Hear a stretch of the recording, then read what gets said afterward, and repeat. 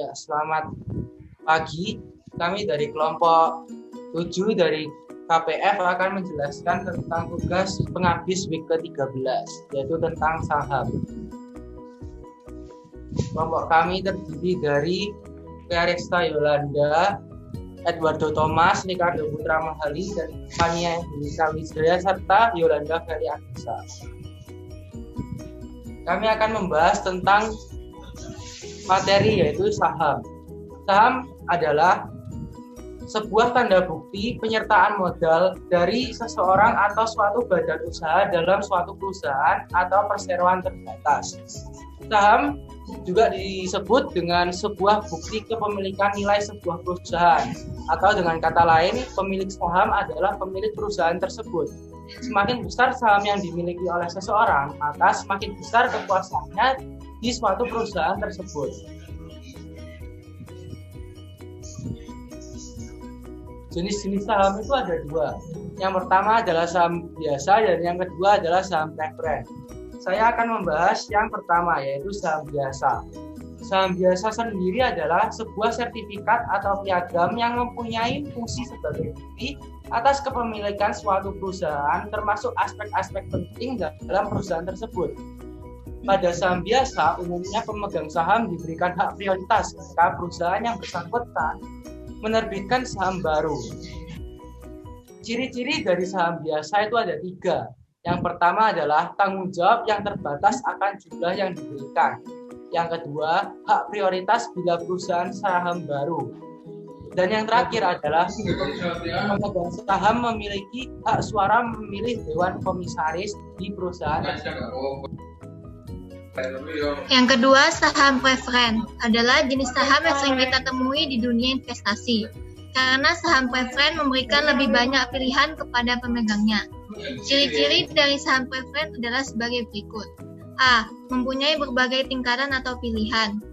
B. Tagihan akan aktiva dan pendapatan mempunyai prioritas lebih tinggi dari saham biasa dalam pembagian keuntungan. C. Dividen bersifat akumulatif yang berarti apabila belum diberikan pada periode sebelumnya, maka pada periode selanjutnya akan diberikan. D. Dapat ditukar menjadi saham biasa bila terdapat kesepakatan antara investor dengan perusahaan yang bersangkutan. Perkenalkan, nama saya Edwardo Thomas.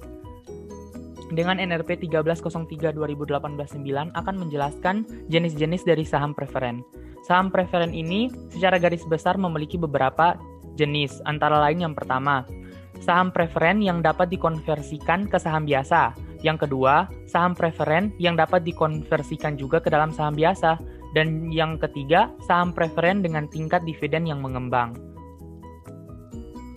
Nah, selanjutnya saya akan menjelaskan tentang kategori saham. Secara garis besar, saham memang dibagi menjadi 2 jenis. Namun apabila ditinjau dari kinerja perdagangan, saham dapat dibedakan menjadi beberapa kategori.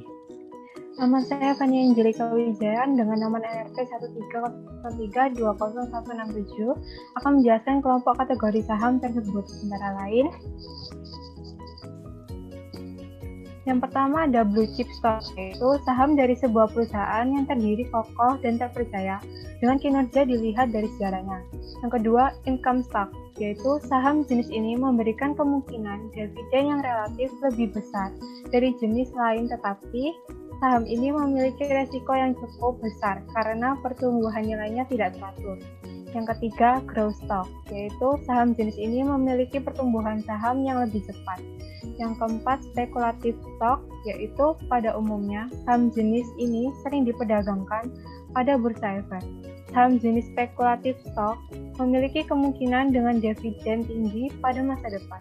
Yang kelima, cyclical stock, yaitu saham dengan perusahaan penerbit yang dapat dengan mudah dan mempengaruhi tren ekonomi.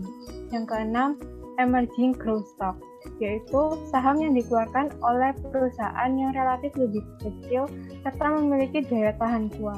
Yang ketujuh, defensive stock, yaitu pada jenis ini nilai saham cenderung tidak terpengaruh selama masa resesi terjadi.